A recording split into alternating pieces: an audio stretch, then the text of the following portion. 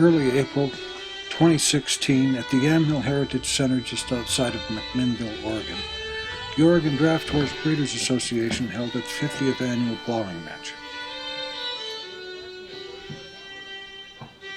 27 teams showed up, including draft horses, mules, and hackneys.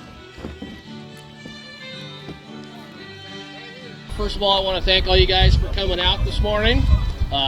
This is our big 50th anniversary of plowing. Once again, we're really happy to be back here at the museum. It's a great venue for us to work with these folks, and they really support us a lot on this. I'm going to turn the mic over to Lynn. He's going to go over the rules and stuff here. And in case nobody knows, this is Lynn Miller and Mike Webster would be our judges today.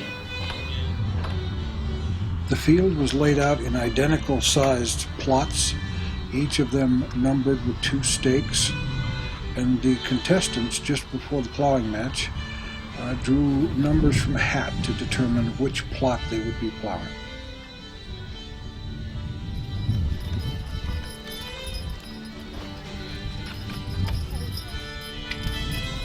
This is a contest of skill, not of speed, and each contestant is asked to follow a particular procedure.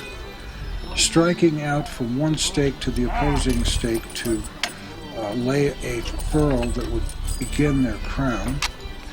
They would then return back against that same furrow, so they'd have 2 furrows falling into each other, creating the crown or ridge in that particular land.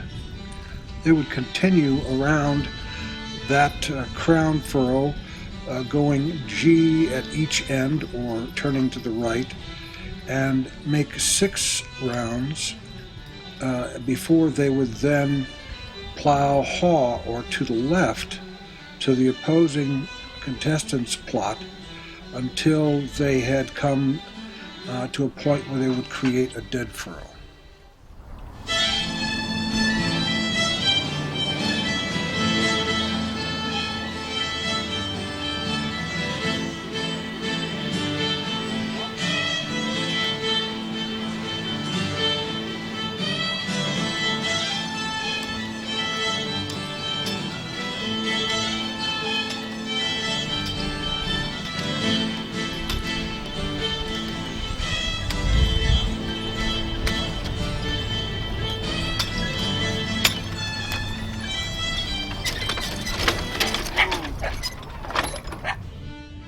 Draft horse plowing matches all across North America help to remind each and every one of us of how important our agricultural heritage is, where we came from, how we did things, how we may have to do things in the future. All of this is vitally important. Each contestant was judged by 2 different individuals in 5 different categories. They had a potential of 100 points in each category. One category was the crown, and what the judges were looking for were 2 opposing furrows thrown against one another to leave the least amount of unplowed ground underneath them and provide an opportunity as straight as possible to then commence with plowing additional furrows in the same directions. Where the plow goes in and comes out on opposing sides of that land, we call that a headland. And the judges are going to be looking for that to be as straight a line as possible so that when it comes time to plow out the headlands, it's a much easier and cleaner job.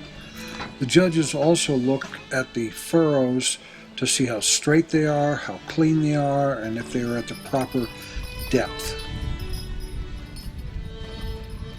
Generally considered the most difficult part of the whole competition is the dead furrow.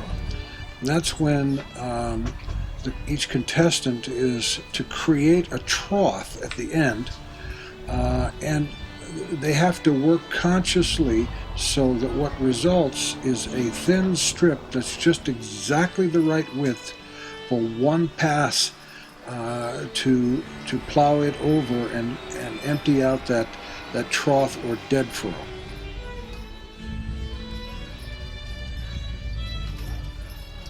Other aspects being looked at by the judges at these plowing matches include the demeanor and skill that's demonstrated by the teamster, how quiet and responsive the animals are.